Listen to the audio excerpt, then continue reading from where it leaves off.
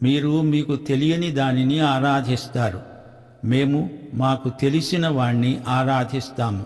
నీవు ఆరాధించేది స్థలాన్ని కాదు, దేవుణ్ణి. దేవుడు ఏ స్థలానికి పరిమితం కాడు.